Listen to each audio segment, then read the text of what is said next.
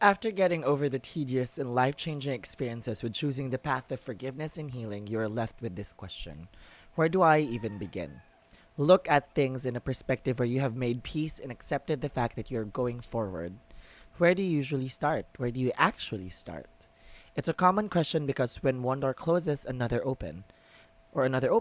There's no specific answer to where you should start or begin again. It's more of how do you begin again. You start focusing on your needs, focus on transforming the thoughts in your head and turning the I can'ts and shouldn't to I can and I will.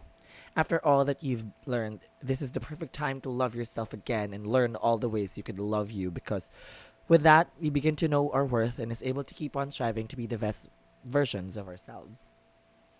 Hey guys, welcome to Love, Growth, and Freedom with Adrian Duarte. And today is a topic where it's always a question of where do we begin? It's a topic of how do you start healing? How do you actually move forward with your life after you're done forgiving, after you're done talking about it, after you're done making peace with it, accepting what has happened, and accepting that there are things that will happen for you and to you alone. I don't know. This is more of a conversational episode for all of you guys because I really don't know. I can't explain to you how you could actually start with something. But I do have a list of tips that I did. You know, it was for me. Most of the time, healing is really quite different for everybody. It's like a tailored lesson plan, teacher reference. It's a tailored lesson plan to who you are and what you're supposed to learn in this world. And I think the best way to do it is to actually be open and just mindful of who you are. So I guess the things that I started with was really just focusing on myself, channeling all the energy that I had to me. I was able to, you know, in relationships, in friendships, and so many other things about your circle and your life, you have energy to actually put out good for all other people. You put your energy and love for the people you love. If you had a partner, your friends, your family, you have all of those love and energy that sometimes you neglect yourself. You neglect your wants, you neglect your needs, you neglect the red flags that you see in all people and whatever. And I guess the best way to just start with healing was, or just to focus yourself, just to focus all the energy you have in loving yourself. Because mind you, there's so many things that you would learn about yourself and think about, wait, I've never thought about this. I've never thought that I'd like this, or I don't know. There's so many things. But you'd be like, I never knew that I hated this. I never knew that I loved this. Never knew I liked this.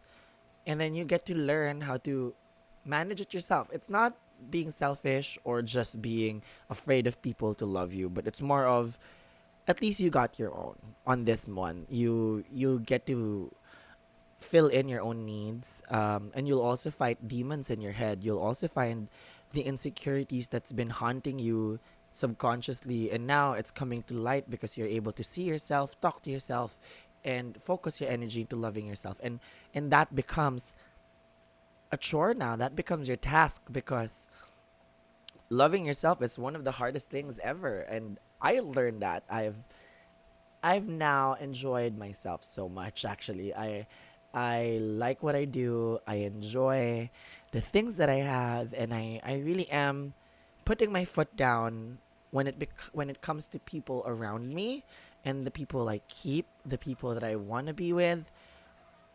I I have had or was able to set healthy boundaries for myself, tending to the needs of others while tending to my own needs as well, because it's really important that you are caring for yourself first before you care for somebody else. That's why, so you are capable of the help they need. Because sometimes if you're not even capable of doing it, you might make matters worse. So really, I think being in your best shape, being in your best mind, being in best attitude, being open, being just open to growth is the best state of mind, I guess, would be. I believe in that. I believe in the growth mindset. And you, you focus on that. Um, so, well, honestly, there's no way that I could tell you. So that was my way of doing it. And if you have your own ways, if you have other ways to cope with it, go for it. Because I'm not here to tell you what to do. I'm just here to just suggest. But some of you, like some other people, would take in a new hobby, would meet other people, broaden their perspective, feed their curiosity, and that's also good. You can also find pieces of you in places that you haven't really tried finding. You know, trying out a new hobby, doing a new thing, or actually just socializing with other people makes you realize how much you missed it, how much you know, how much there is, or how much it is, or how much there is for you to know about the universe and the world itself. And whenever, like, here's one thing that I also learned throughout of it. Whenever I have my own monologues in my head while I walk around the streets of Makati, while I just, I don't know, explore the world the way I explore it, like walking, seeing, and just hearing, or just simply being present in the moment. And you get to see there are a lot of other people who who also have their own thing, and that's like, okay, our lives will probably never meet, but at in this moment your lives were intertwined, but not exactly. So I guess what I'm trying to say here is that no matter like how many people in this world there is, you'd always sometimes feel alone. And if you don't know how to deal with those feelings, and also understand that it's never always about you, sometimes that's why people don't message you, or people don't whatever. It's because they also have their own thing going on. Like, you also have your own thing going on. So with being conscious of yourself and mindful, and focusing on your needs and your wants on your own first, makes you understand yourself more, and also gives you that strength to communicate your wants and needs to the people around you.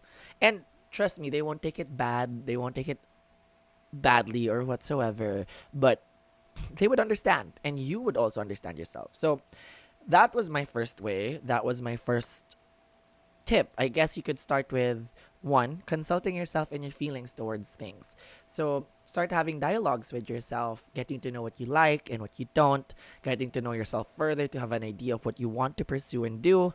Having that healthy relationship with yourself will help you in the future, especially when the time comes that you find yourself in a situation of love or connected with a certain someone. So I guess being sure of yourself, and being sure of what you want to pursue, what you want to be, and what your purpose in life is also such a great help, because you get to tell people, you get to direct people how to love you, how to be around you. It's not that they have to adjust to you, but you just get to tell them how much you respect yourself and love yourself, and that's what you also attract. That's the kind of love that you also should attract, because I guess people, even though it's always said, people are relational and social beings. So we really do fond, or we are really fond of connections, making connections with a lot of people.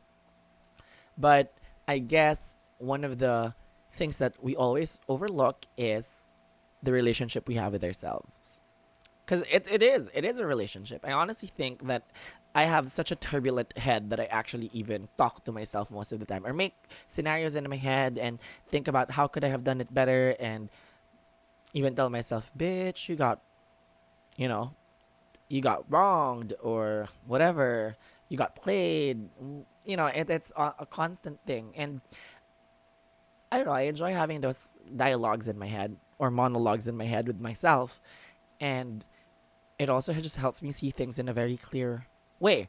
So once you're done with consulting yourself and your feelings towards things, understanding who you are, finding the things that actually matter to you, and pursuing the things that matter to you, this is what my second step is. You do you. Do it yourself. Do yourself. I don't know, just do you in all aspects of the word. Have fun with yourself. Do what you want to do. If you want to dine in on a Friday night and not go out, do it.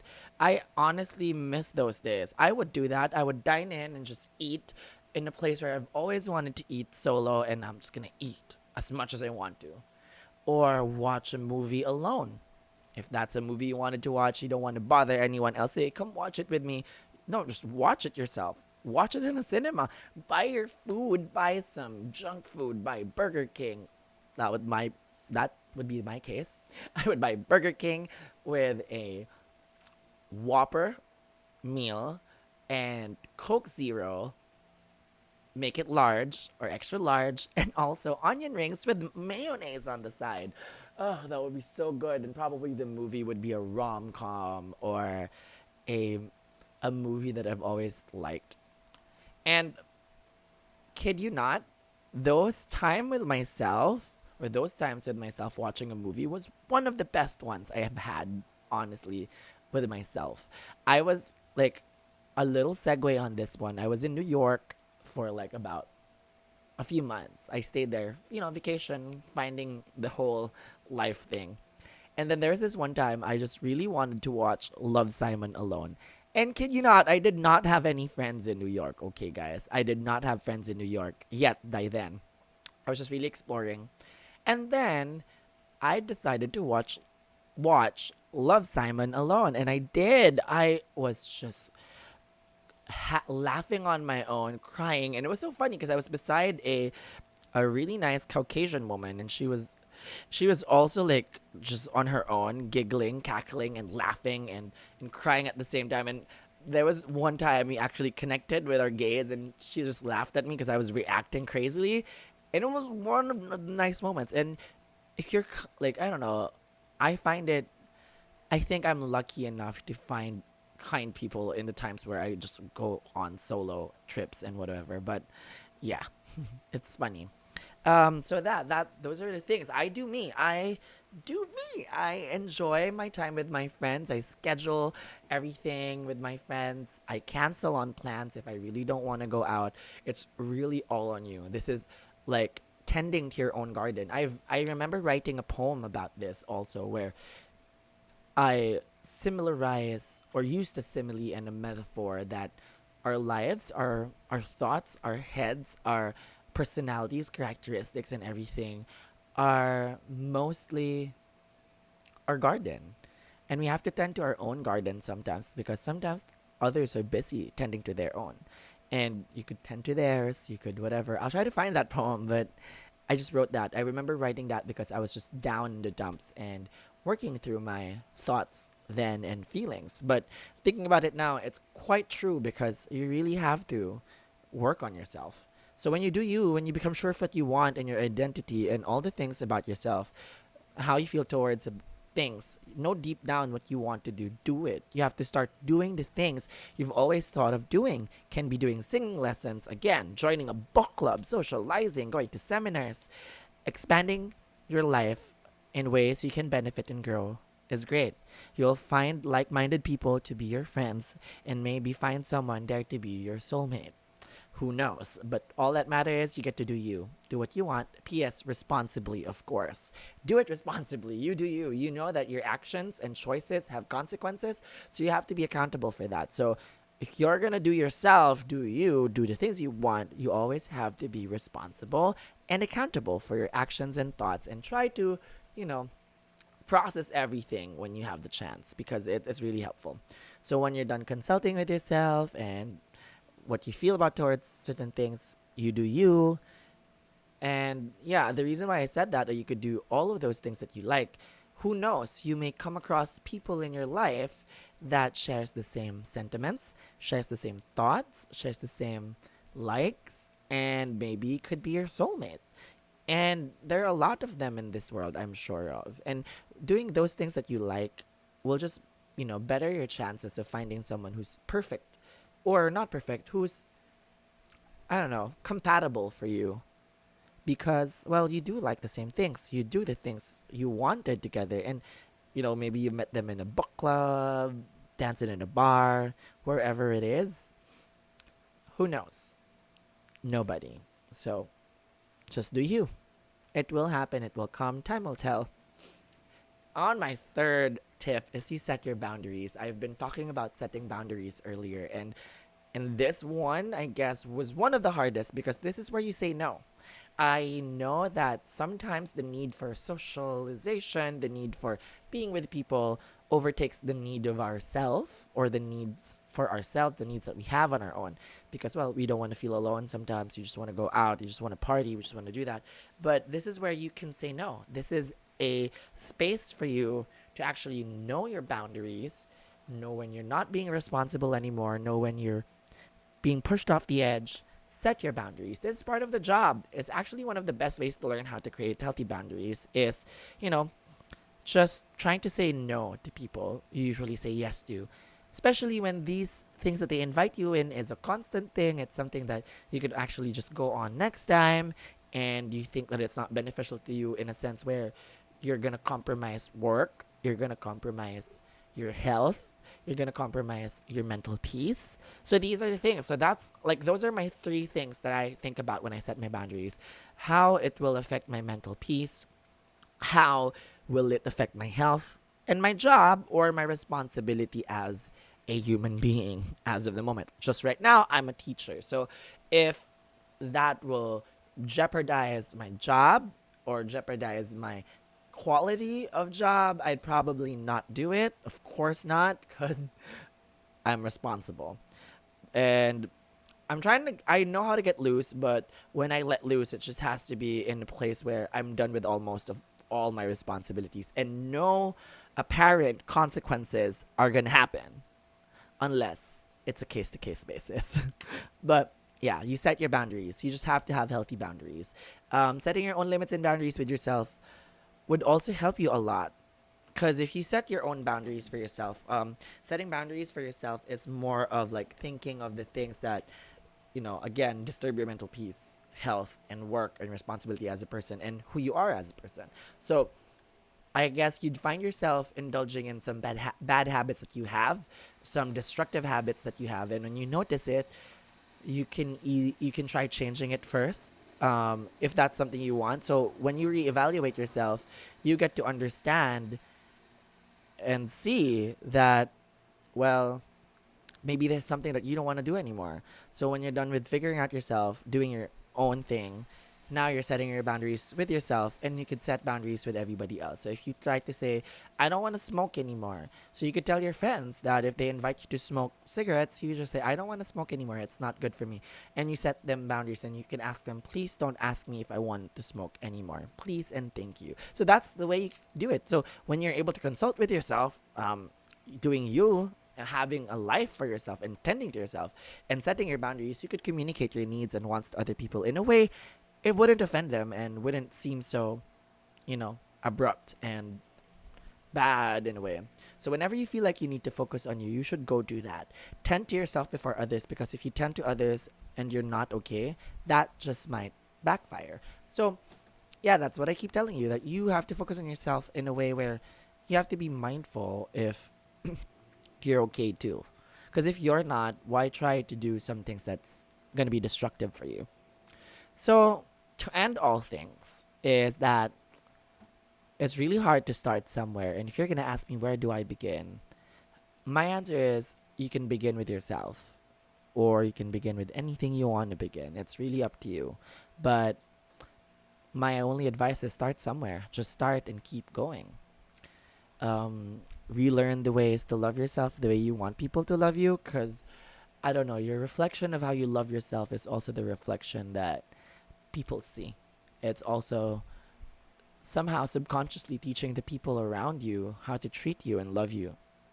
So you put your foot down. You love yourself.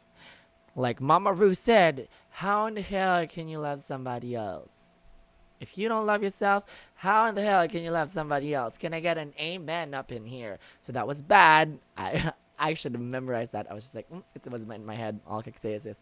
If you can love yourself, how in the hell can you love somebody else? Can I get an amen up in here? Amen. It's that simple. Mama Ru had a thing going on there, because that's true. And know your worth and set healthy boundaries with yourself and with people. And seek growth. I just want you to have a mindset, or at least try to have a mindset of, well, um, thinking for yourself, uh, a mindset that really just appreciates life and growth itself, because the more that time flies, we get to learn so many more things about the world and about ourselves. So I want each and every one of you to try to be open to growth and change. With that, I just want to thank everyone to everyone who has been listening to my podcast and supporting me in this journey. I am very thankful for you guys. So if you guys want to say something and give me comments, you can leave down comments down in my Apple Podcast. Leave a subscribe, leave a comment, leave a rating. Let me know how you feel and how you think, or what you think about the podcast. And if you're really happy about it, you could share it with your friends who actually could relate to this. And I'd be so honored, and I would appreciate that great effort of yours. Thank you so much. You could listen to me on Spotify, Twitter. Oh, no. Spotify, YouTube, and Apple Podcasts, Google Podcasts, Breaker, and so many more, and Anchor. So please do check it out. I'm Adrian Duarte for Love, Growth, and Freedom. Thank you, and goodbye, lovies.